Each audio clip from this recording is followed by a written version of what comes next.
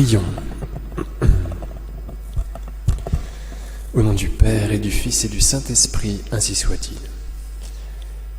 Veni Creator Spiritus, mentes tuorum visita, imple superna gratia, que tu creasti pectoram, qui diceris Paraclitus, altissimi donum Dei, fons vivus signis caritas, et spiritualis sunctio. Je vous salue Marie, pleine de grâce, le Seigneur est avec vous. Vous êtes bénie entre toutes les femmes, et Jésus, le fruit de vos entrailles, est béni. Sainte Marie, Mère de Dieu, priez pour nous pauvres pécheurs, maintenant et à l'heure de notre mort. Ainsi soit-il.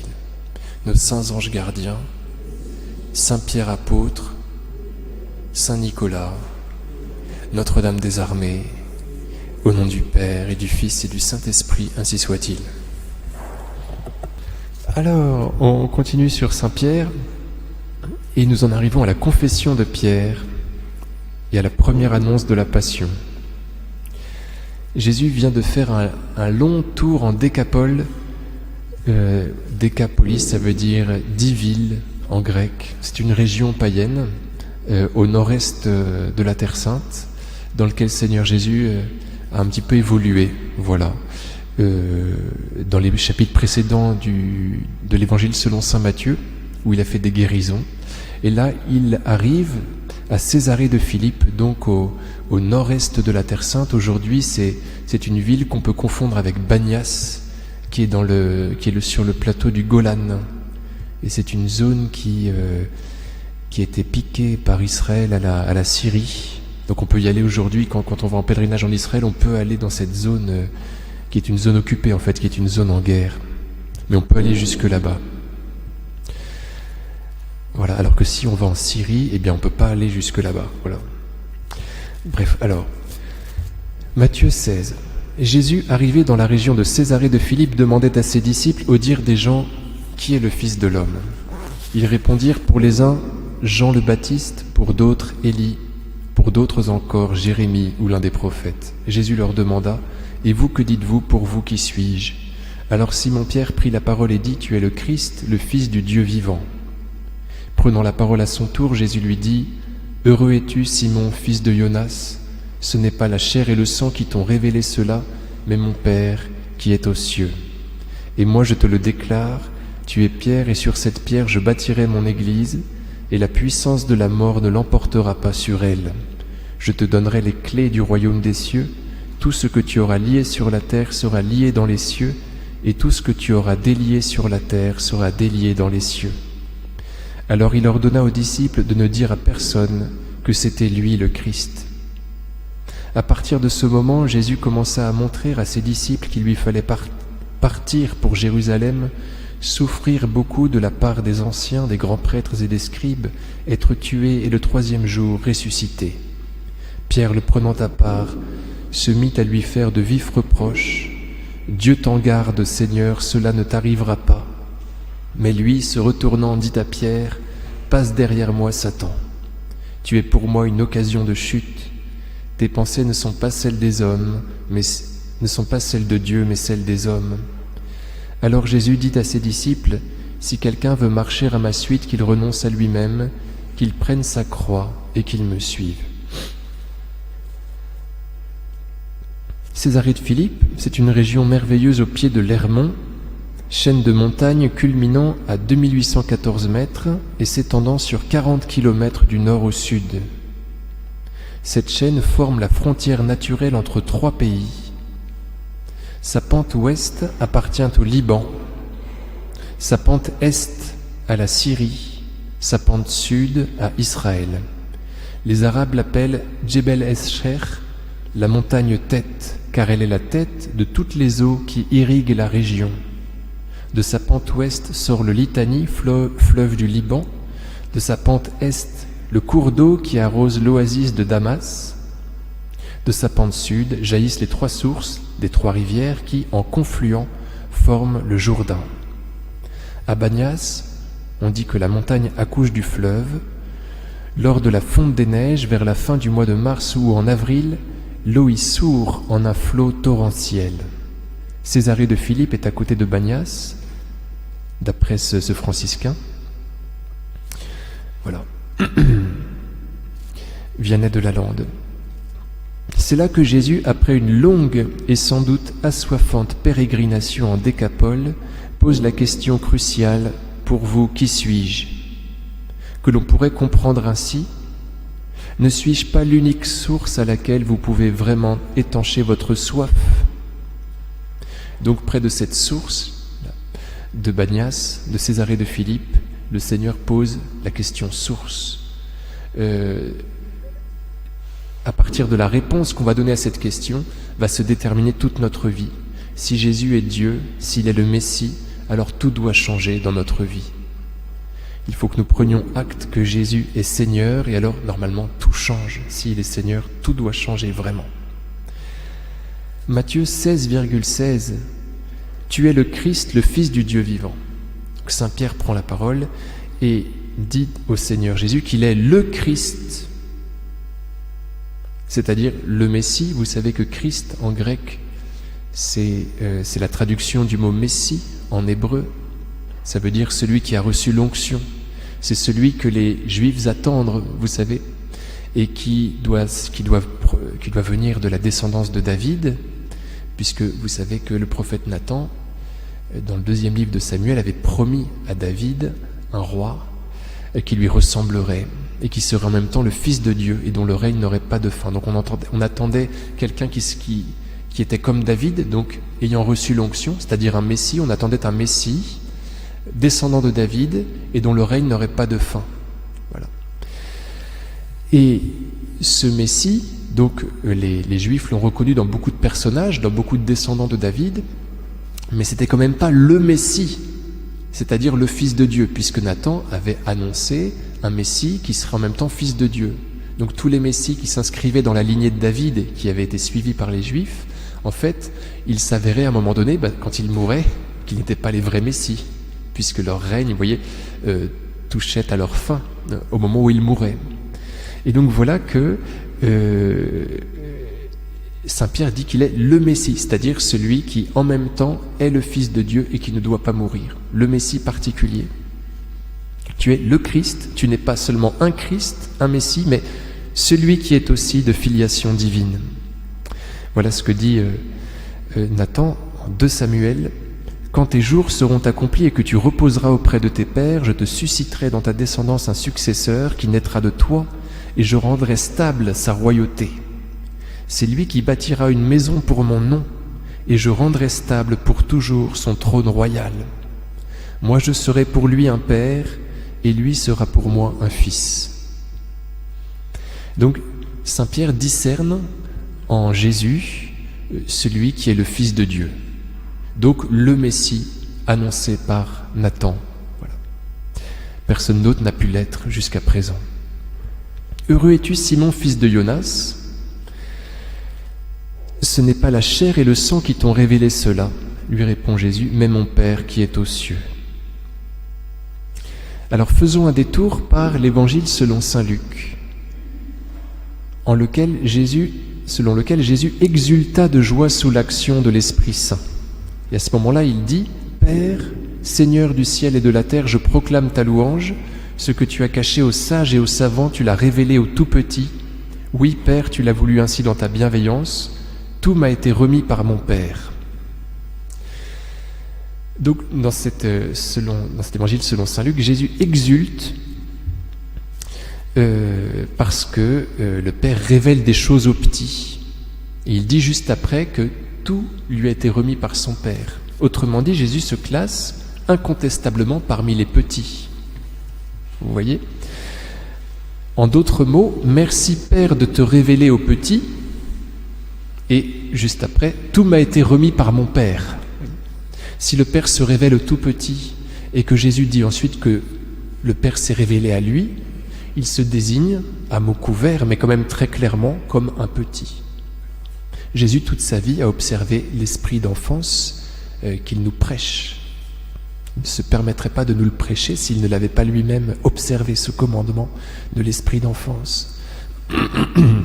Donc Jésus exulte sous le coup d'une révélation dont il est bénéficiaire en tant que petit. Jésus dit cela à Gabriel Boussy le 17 juin 1937. « C'est parce que tu es plus petite et plus misérable que je t'ai choisi. » Oui. On est élu parce qu'on est nul. On retrouve dans notre passage de Matthieu ces deux idées de joie et de révélation. Pierre ne fait-il pas partie de ces petits auxquels le Père confie ses secrets? Cette révélation devrait donc impliquer son humilité en tant qu'elle signifie sa petitesse. Or Simon va se croire arrivé. Juste après, Jésus lui dit « Et moi je te le déclare, tu es Pierre, et sur cette pierre je bâtirai mon Église. » Est-il bien prudent de fonder son Église sur un petit? Pourquoi pas, puisque s'il est une pierre sur laquelle on va bâtir quelque chose, c'est qu'il est une pierre de fondation. Or, une pierre de fondation doit se situer au degré zéro.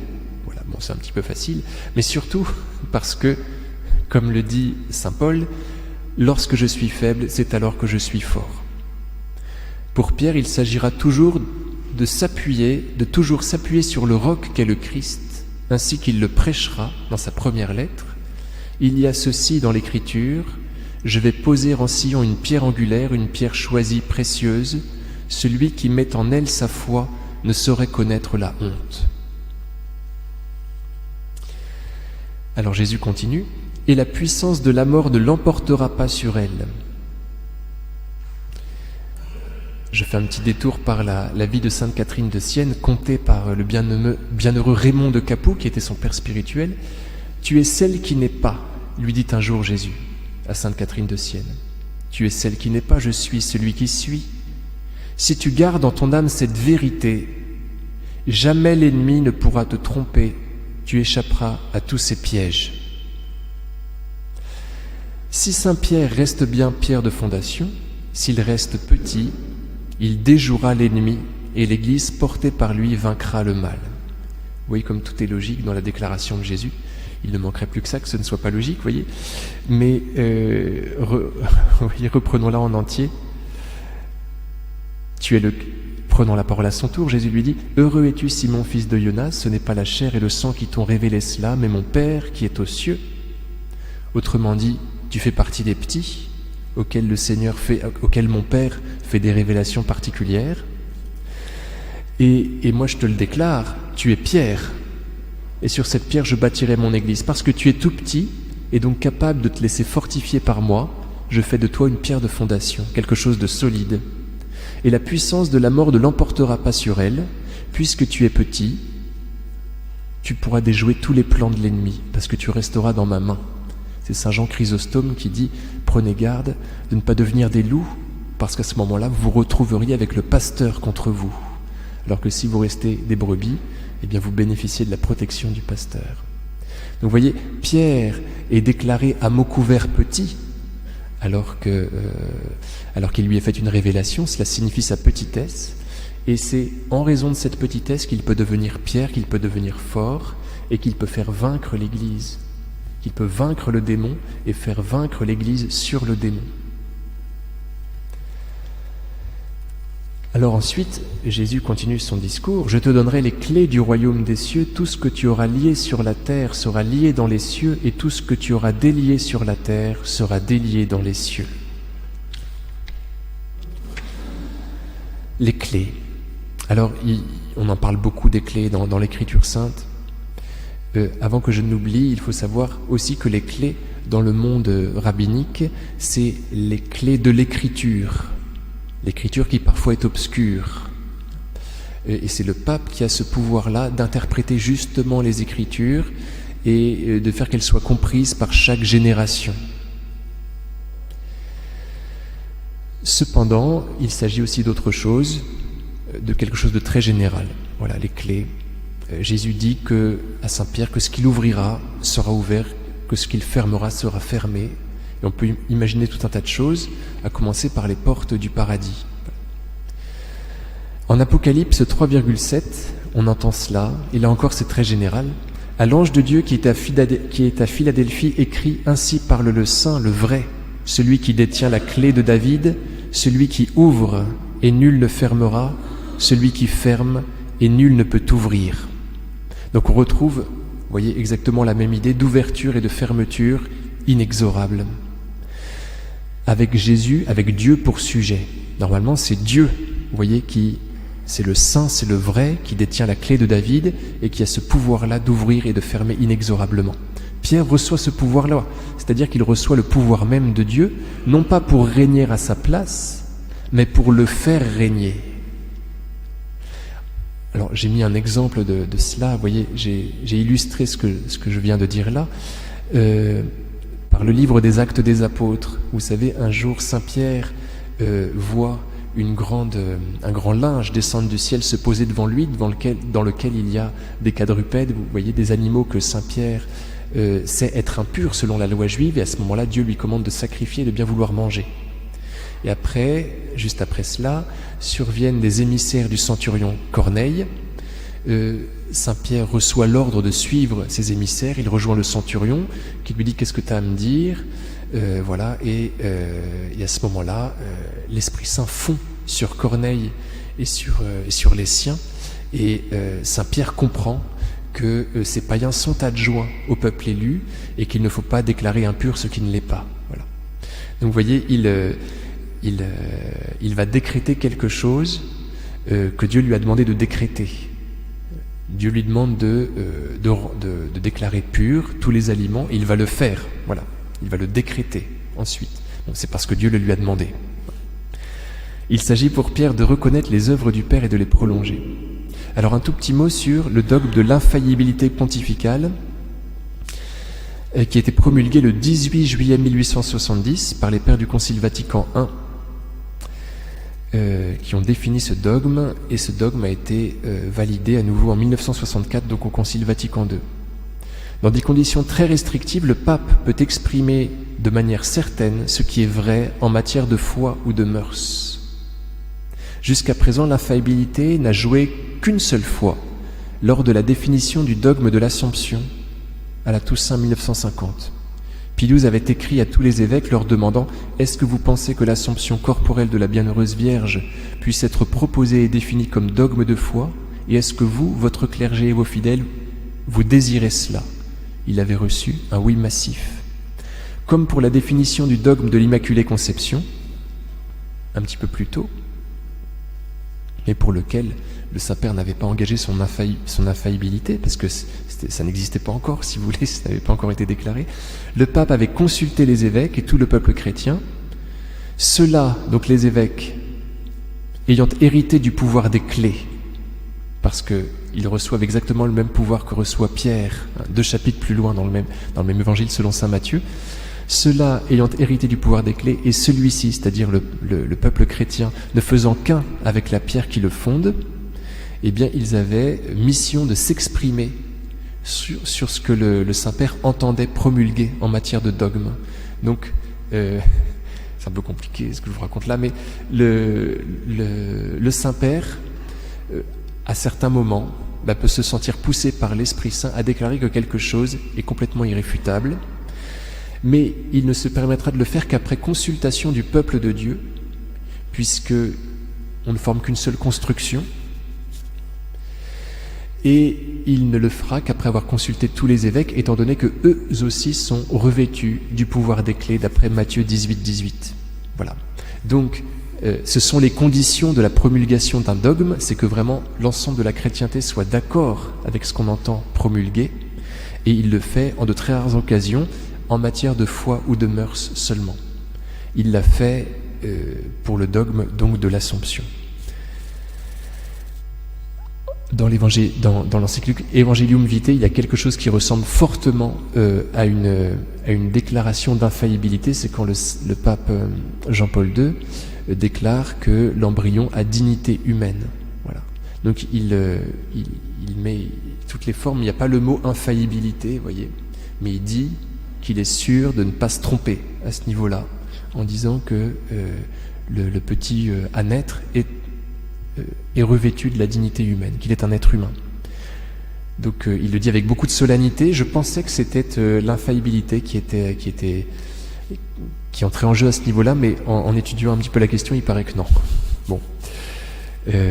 Voilà, il paraît qu'il n'y a qu'une seule chose qui a été décrétée avec infaillibilité, c'est le dogme de l'Assomption. Et encore, c'est extrêmement précautionneux parce que le dogme ne se prononce pas sur la fin de la vie de Marie. C'est au terme de sa vie terrestre, la Vierge Marie monte au ciel dans la gloire de son corps et de son âme. Et l'Église ne se prononce même pas sur sa mort. Voilà. Les orthodoxes parlent de la dormition de Marie, mais l'Église ne dit pas, voilà, le dogme ne dit pas ce qui s'est passé à la fin de la vie de Marie. Voilà.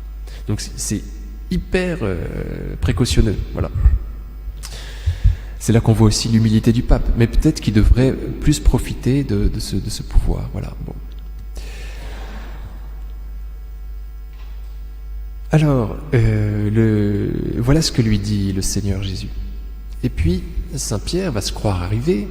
C'est là qu'il est infiniment sympathique, vous voyez, quand il est comme ça. Dieu t'en garde, donc il le prend entre quatre yeux, il lui dit Dieu t'en garde, verset 22, celui-là ne t'arrivera pas. Parce que, pardon, j'ai oublié de vous dire qu'entre-temps, le Seigneur, après avoir dit tout cela à Saint Pierre, a parlé de sa passion.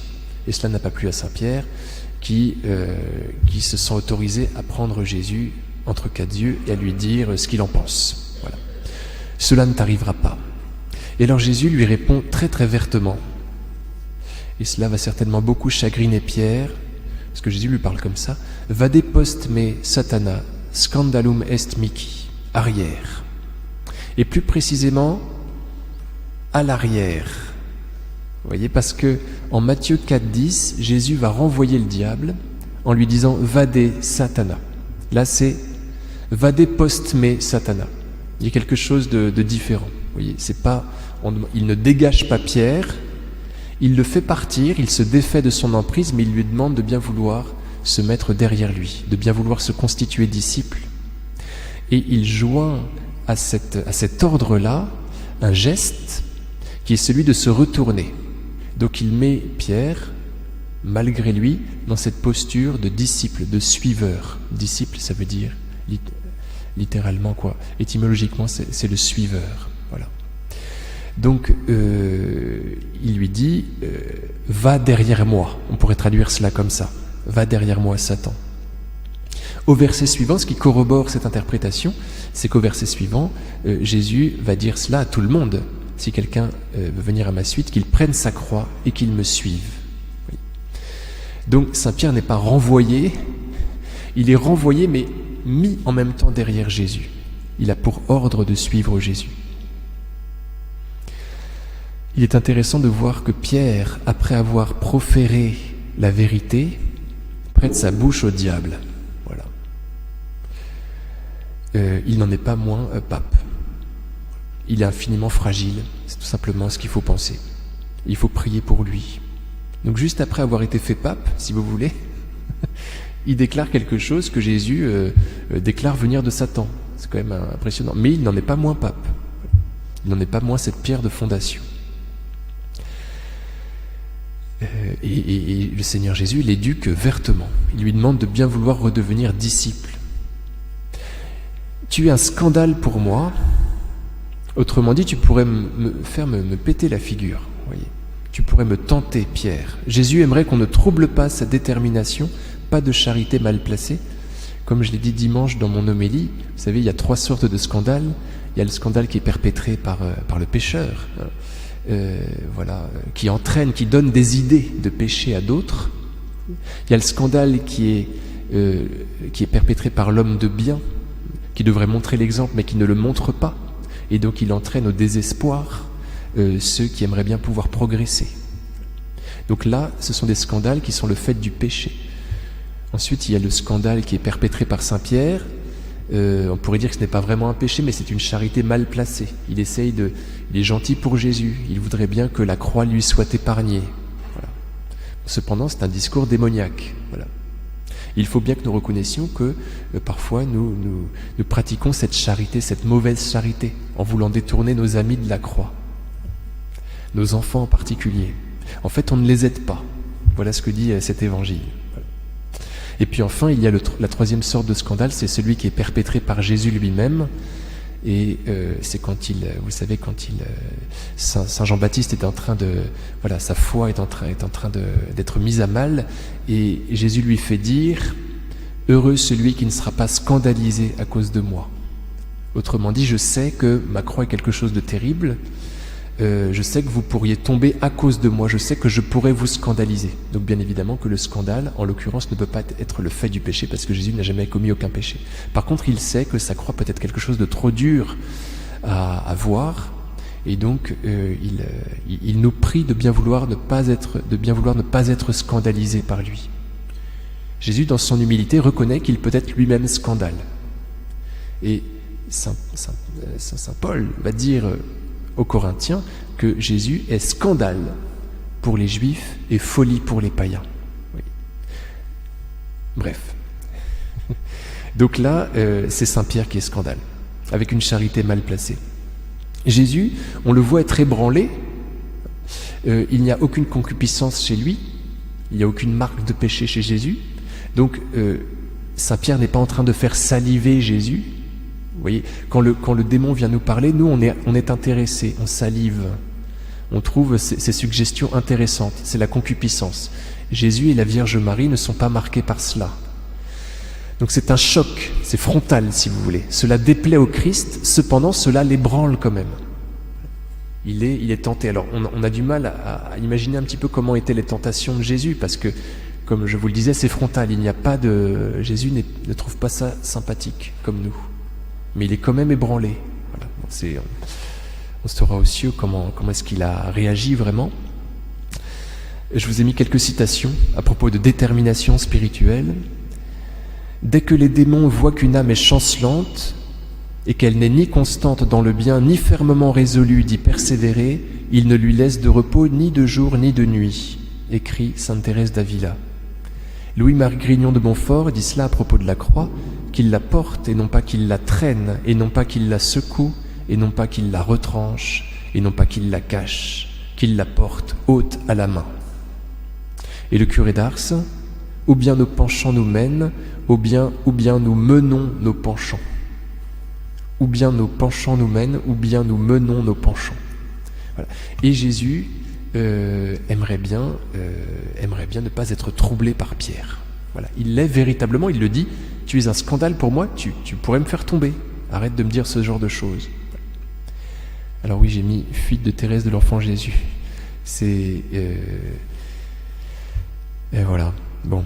Vous savez, il y a une sœur, elle aimerait bien rendre les clés à la mère supérieure.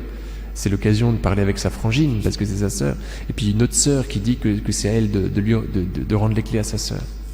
Et donc elle fait un effort de charité, elle lui dit bah, très bien, allez-y, alors qu'elle était dans son bon droit. Et pour éviter, vous voyez, parce qu'elle en veut quand même considérablement à cette sœur qui lui a piqué sa place, pour éviter d'aller les chercher Noise, elle s'enfuit dans les escaliers. Et l'effort que lui a coûté cette fuite est tel qu'elle est obligée de s'asseoir dans les escaliers pour reprendre son souffle. Voilà, donc elle a choisi son camp, elle a choisi le camp de la charité avec beaucoup de détermination. Voilà. L'importance de la détermination. Donc Saint-Pierre, vous voyez, c'est terrible pour lui, mais Jésus fait comme ça tout le temps avec nous. Il nous élève et il nous abaisse. S'il voit qu'on s'enorgueillit, bien il nous éduque, et puis quand il nous voit au ras des pâquerettes, il nous élève. Voilà. Il nous traite, comme dit le psaume 22, il nous mène par le bâton et par le... ton bâton me guide et me rassure, dit le psaume 22, vous savez. Et donc en fait c'est une mauvaise traduction. Jésus a deux instruments, il a une houlette et puis un bâton plus doux. Voilà. Alors maintenant la transfiguration, donc c'est juste après, 6 jours après, Jésus prend avec lui Pierre, Jacques et Jean son frère et il les emmène à l'écart sur une haute montagne. Il fut transfiguré devant eux, son visage devint brillant comme le soleil, ses vêtements blancs comme la lumière. Voici que leur apparurent Moïse et Élie qui s'entretenaient avec lui. Pierre alors prit la parole et dit à Jésus, « Seigneur, il est bon que nous soyons ici. Si tu le veux, je vais dresser ici 3 tentes, une pour toi, une pour Moïse et une pour Élie. » Il parlait encore lorsqu'une nuée lumineuse les couvrit de son ombre, et voici que de la nuée une voix disait, « Celui-ci est mon fils bien-aimé en qui je trouve ma joie, écoutez-le. » Quand ils entendirent cela, les disciples tombèrent face contre terre et furent saisis d'une grande crainte. Jésus s'approcha, les toucha et leur dit, « Relevez-vous et soyez sans crainte. » Levant les yeux, ils ne virent plus personne sinon lui, Jésus, seul. En descendant de la montagne, Jésus leur donna cet ordre, « Ne parlez de cette vision à personne avant que le Fils de l'homme soit ressuscité d'entre les morts. » Voilà. Alors, 6 jours après, dit l'Évangile selon saint Matthieu, 6 jours après quoi ? Bien, 6 jours après cette première annonce de la Passion. Voilà. Au verset 4, vous allez voir que c'est très intéressant, Pierre propose de dresser des tentes. C'est que nous en sommes sans doute à la fête des tentes, c'est-à-dire la fête de la récolte, une des 3 grandes fêtes juives. Or, celle-ci commençait 6 jours après le grand jour des expiations. Et donc, expiation et passion se rejoignent. Cette expiation, qui était célébrée par les Juifs chaque année, elle est complètement assumée par Jésus. Vous voyez, Jésus parle de sa passion. 6 jours après, c'est la transfiguration, c'est la fête des tentes. Or, cette fête des tentes avait lieu 6 jours après le grand jour des expiations. Autrement dit, le discours de passion de Jésus entre en correspondance au niveau chronologique avec le jour des expiations. Et donc, l'expiation à laquelle le peuple hébreu aspire, eh bien, c'est Jésus qui va la pratiquer. Bref, on retrouve le même trio qu'au moment de la résurrection de la fille de Jaïr. Il prend avec lui Pierre, Jacques et Jean. Ces 3, les plus faibles, ce sont donc les plus faibles comme on le sait, Jacques et Jean veulent les premières places et ils envoient leur mère les demander. Pierre, comme on le sait, va renier le Christ. Ce sont les 3 plus faibles. Ce sont en même temps ces 3-là que Jésus destine à assister à son angoisse. Donc il faut bien évidemment qu'ils soient réconfortés par avance. Et voilà ce que dit saint Léon le Grand. Jésus voulait prémunir ses disciples contre le scandale de la croix et en leur révélant toute la grandeur de sa dignité cachée, empêcher que les abaissements de sa passion volontaire ne bouleversent leur foi. Alors on dit que Jésus les emmène sur une haute montagne. Le Tabor n'est pas si haut que cela. Il culmine à 588 mètres d'altitude, mais ses versants par contre sont raides et son sommet est un plateau. Autrement dit, son ascension illustre ce que Jésus va vouloir faire comprendre à ses amis. Après l'effort, le réconfort. Vous voyez, prendre la peine quand on monte le Tabor, mais une fois qu'on l'a grimpé, on respire, on marche librement sur un plateau. Après l'effort, le réconfort, la croix débouche sur la gloire. Nos épreuves, nous dit saint Paul, nous préparent un poids extraordinaire de gloire. Après avoir parlé de sa passion, Jésus leur apparaît sur le Tabor, où tout va bien, voyez, et il va se montrer transfiguré, infiniment glorieux. Il leur signifie, regardez en fait, où mène ma passion, elle mène à la gloire. Voilà. Alors les vêtements du Christ deviennent blancs, en grec léouka, comme la lumière. S'ils deviennent blancs comme la lumière, c'est que Jésus vient de la grande épreuve. Étant donné qu'en Apocalypse 7,14, on apprend des élus qu'ils viennent de la grande épreuve, ils ont lavé leurs vêtements, ils les ont purifiés, littéralement, ils les ont blanchis, Éléoukanan, dans le sang de l'agneau. Donc vous voyez, Jésus a des vêtements blancs. Ceux qui sont passés par l'épreuve et qui sont sauvés d'après le livre de l'Apocalypse sont également vêtus de blanc.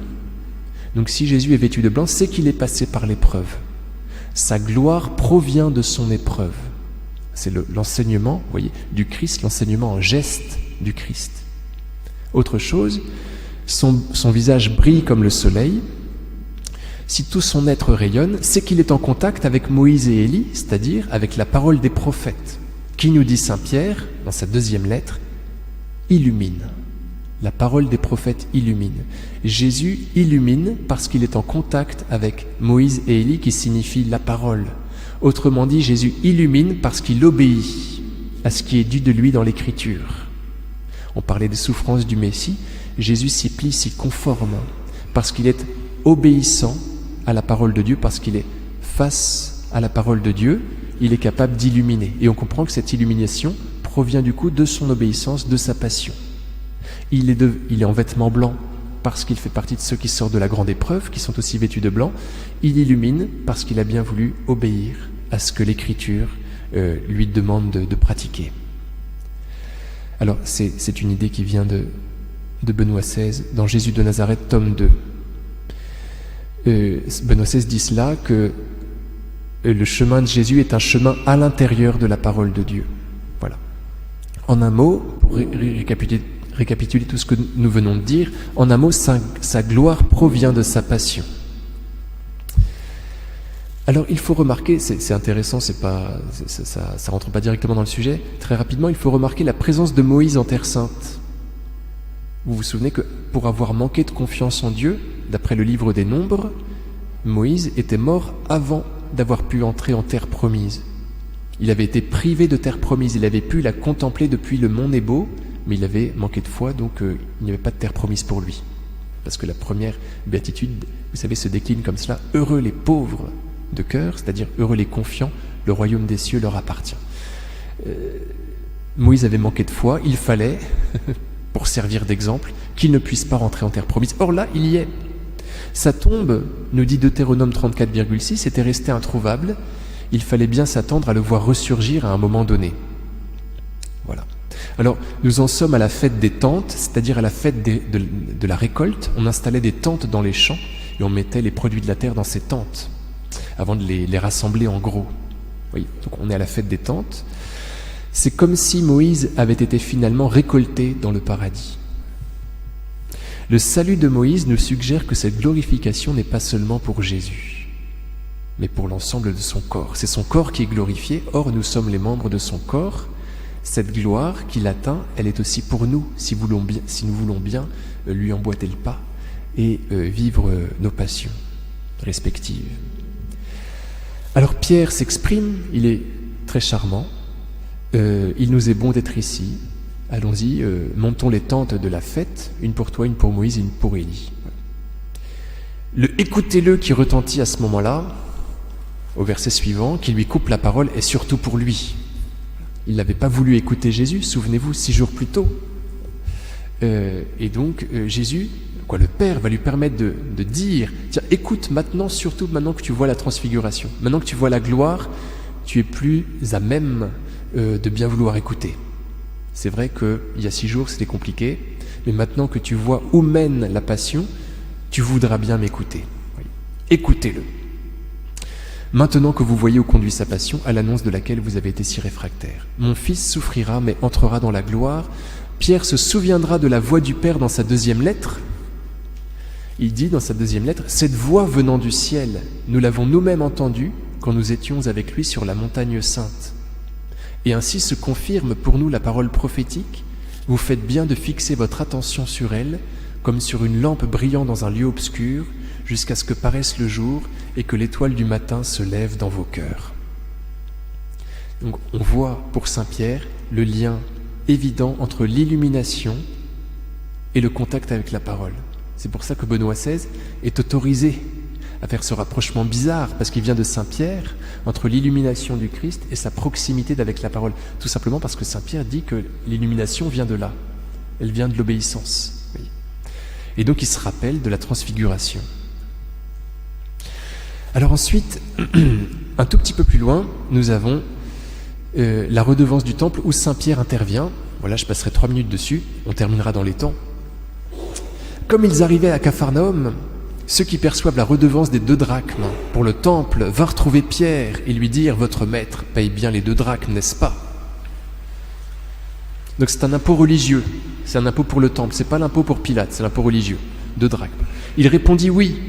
Quand Pierre entra dans la maison, Jésus prit la parole le premier. « Simon, quel est ton avis ? Les rois de la terre, de qui perçoivent-ils les taxes ou l'impôt ? De leurs fils ou des autres personnes ?» Pierre lui répondit « Des autres ». Et Jésus reprit, « Donc les fils sont libres. Mais, pour ne pas scandaliser les gens, va donc jusqu'à la mer, jette l'hameçon et saisis le premier poisson qui mordra, ouvre-lui la bouche, et tu y trouveras une pièce de 4 drachmes, prends-la, tu la donneras pour moi et pour toi. » Alors vous voyez, Jésus ne veut pas scandaliser. Jésus, en tant que fils de Dieu, n'a pas à payer l'impôt dû à Dieu, puisque c'est l'impôt religieux. Mais les gens ne savent pas qu'il est fils de Dieu. Donc ils pourraient être choqués qu'il ne paye pas l'impôt. En attendant qu'ils le sachent, il faut payer, sans quoi il serait scandalisé. Vous voyez où Jésus en arrive, par délicatesse, pour nous. Jésus renonce à ses droits, il cache sa divinité pour que l'on veuille bien continuer de croire en lui. C'est quand même surprenant. Pour que les autres ne fassent pas défection, Jésus cache sa croix, bien évidemment, et il cache aussi sa divinité. Alors, cela fait penser au chapitre 10 de la première lettre aux Corinthiens. Vous vous souvenez du discours de saint Paul, je vous le lis, c'est très intéressant, c'est exactement la même chose. Que personne ne cherche son propre intérêt, mais celui d'autrui. Tout ce qui se vante au marché, mangez-en sans poser de questions, par motif de conscience, car il est écrit « Au Seigneur la terre et tout ce qu'il a rempli ». Si vous êtes invité par quelqu'un qui n'est pas croyant, et que vous vouliez vous rendre chez lui, mangez tout ce qu'on vous sert, sans poser de questions, par motif de conscience. Mais si quelqu'un vous dit « Cela c'est de la viande offerte en sacrifice », n'en mangez pas, à cause de celui qui vous a prévenu, et par motif de conscience. Je ne parle pas de votre conscience à vous, mais de celle d'autrui. Ne soyez un obstacle pour personne, ni pour les Juifs, ni pour les païens, ni pour l'Église de Dieu. Ainsi moi-même, en toutes circonstances, je tâche de m'adapter à tout le monde, sans chercher mon intérêt personnel, mais celui de la multitude des hommes, pour qu'ils soient sauvés. Alors bien évidemment qu'il faudrait dire aux gens qui pensent qu'une nourriture est interdite, qu'elle n'est pas interdite, mais peut-être que ce n'est pas le moment. Voilà. Et Jésus fait exactement la même chose avec Saint Pierre, c'est là qu'on voit sa grande délicatesse. On n'a rien à payer, ni toi ni moi, cependant on va le faire pour que les gens ne tombent pas à cause de nous. Alors je vous ai mis le texte très, très magnifique de Valtorta sur cet épisode, vous allez voir c'est très drôle. Voilà ce que dit Jésus à Pierre. « Un enfant est du sang et de la maison de son père, et il ne doit payer à son père que le tribut de l'amour et de l'obéissance. Donc moi, en tant que fils du père, je ne devrais pas payer le tribut au temple, qui est la maison du père. Tu leur as bien répondu. » Parce que Saint Pierre, d'après Valtorta, leur rentre dans l'art. Voilà. Mais il y a une différence entre toi et eux. Donc voilà. Toi, tu crois que je suis le Fils de Dieu, et eux, comme ceux qui les ont envoyés, ne le croient pas. Aussi, pour ne pas les scandaliser, je vais payer le tribut, et tout de suite, pendant qu'ils sont encore sur la place pour le recevoir. Avec quoi, puisque nous n'avons pas le moindre sou, demande Judas, qui s'est approché avec les autres. Tu vois bien qu'il est nécessaire d'avoir quelque chose. Nous allons nous le faire prêter par le maître de maison, suggère Philippe.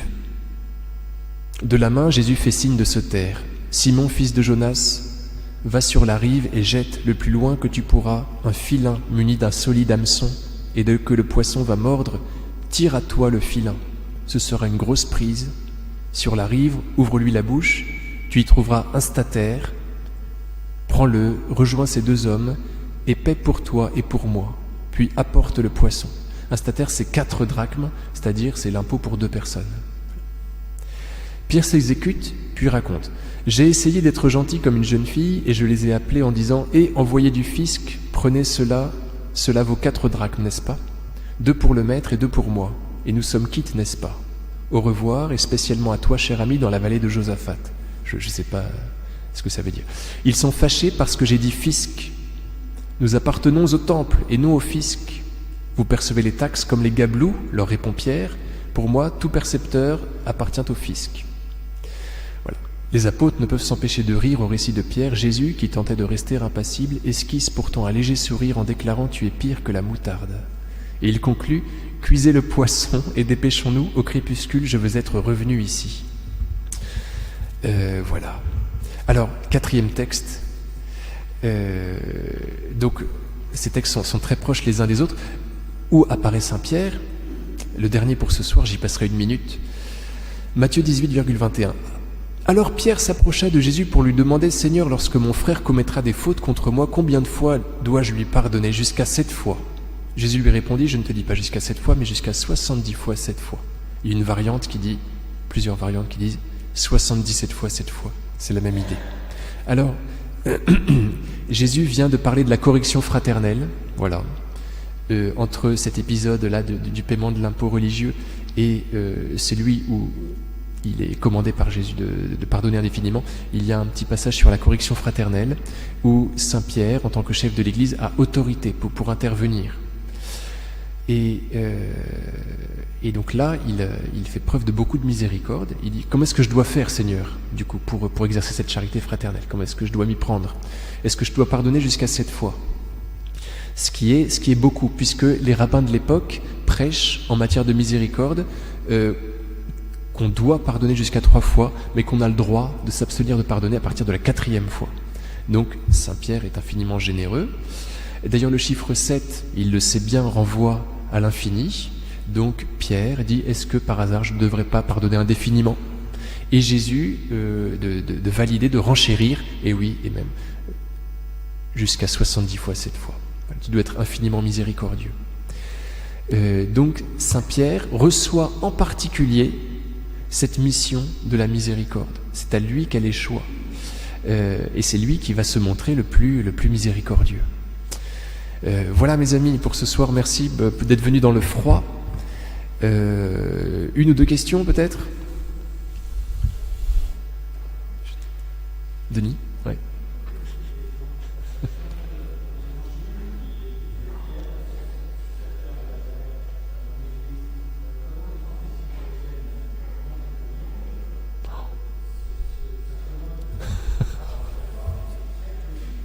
Ouais. Comment les religions chrétiennes non catholiques s'accommodent de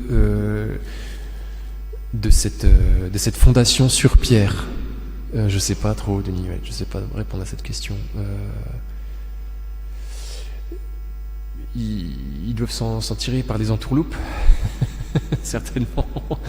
Il y a beaucoup de passages qui sont occultés, voilà, qu'on ne regarde pas parce qu'ils ne plaisent pas.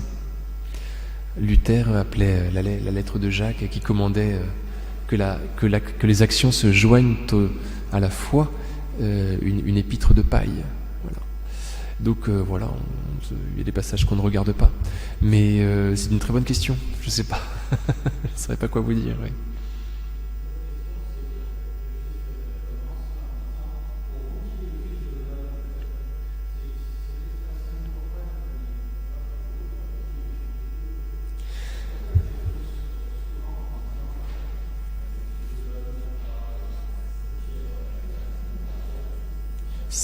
Je sais pas trop. Alors, il y a quoi? Je me souviens un peu je vous parle d'abondance de séminaires, donc c'est très loin. Il y a dans ce titre de Fils de l'homme quelque chose de double, parce que cela signifie qu'il est fils de Marie, qu'il est de chair humaine. En même temps, c'est dans le livre de Daniel un titre divin. Le Fils de l'homme reçoit d'un vieillard assis sur un trône avec une barbe blanche le pouvoir sur toutes les nations. Et il reçoit d'être Dieu, en fait. Donc quand Jésus parle de lui comme étant le Fils de l'homme, eh bien il se désigne comme étant à la fois vrai Dieu et vrai homme. Je ne sais pas si ses disciples savaient ce que signifiait, d'où il sortait cette expression-là, le Fils de l'homme. Mais en tout cas, dans le livre de Daniel, on trouve cette expression et elle renvoie clairement à la divinité. Elle évoque clairement la divinité de cet être-là qui porte ce titre de Fils de l'homme. Peut-être que Jésus, Jésus, à mon avis, pense aux deux. Quand il s'appelle comme cela, il dit « Oui, je suis le fils de Marie, je suis bien un humain. Et en même temps, si vous en référez au livre de Daniel, je suis Dieu. » Et donc, il s'appelle comme cela, c'est vrai. Voilà. Et je ne sais pas ce que les disciples comprenaient de ça. Merci beaucoup. Et je vous bénis. Ah, une dernière question.